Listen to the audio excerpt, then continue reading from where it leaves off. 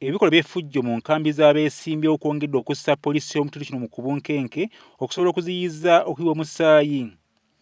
Okulwanagana kuno kusinze kulabikira mu nkambi y'abawagizi b'omubaka Kenneth Kiyingi Bosah anoonya okusigala mu Paalamenti ne John Bosco Lubyayi ayagala okwesoga Paalamenti.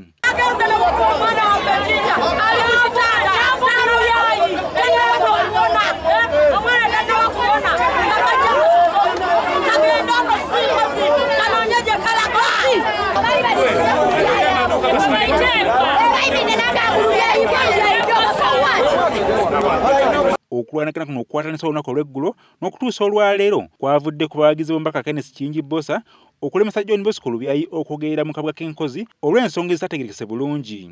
Kino nno kyavuddeko okulwanagana era abawagizi ba John Bosco Lubyayi ne balumizibwa bya nsusso ssaako n'okukuba munnamawulire wa lupapula wa Daily Monitor.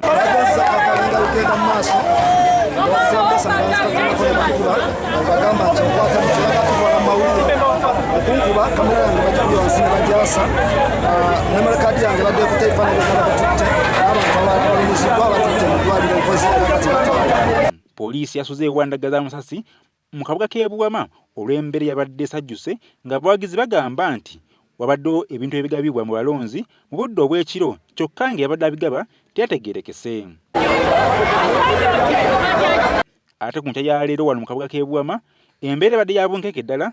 Abawagizi ba John Bosco Lubyayi bwe baagadde okwesasuliza ku kitaawe wa Kenneth Kiyingi Bosah Ssaalongo Lutalo Bosah nga kigambibwa nti aliko ebigambo ebivvoola John Bosco Lubyayi byayogedde ssaako okuvuma abawagizi be.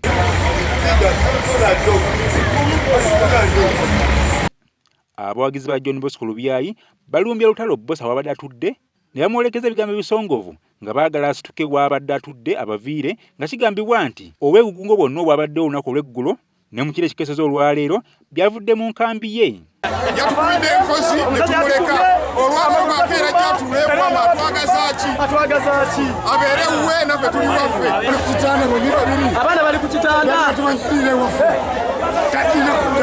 Poliisi egezezaako okukozesa eddembe okulagira Lutalo Bosah wamu n'abantu be bave mu kitundu kino bagende kyokka ne balema era nga kino kyongedde okunyiiza abawagizi ba John Bosco Lubyayi. Oluvannyuma Lutalo Bosah amaze n'akkiriza okuva mu kitundu kino era nga alabiddwako ng'abantu bamwolekeza ebigambo ebisongovu wamu n'abamu ku bawagizi be. Poliisi evumiridde ebikolwa ebibizze bikolebwa abawagizi b'enjuyi zombi n'erabula abeesimbyewo okukoma ku bantu baabwe. Alozia Sengendo ku lwaddawo BSTV Empigi.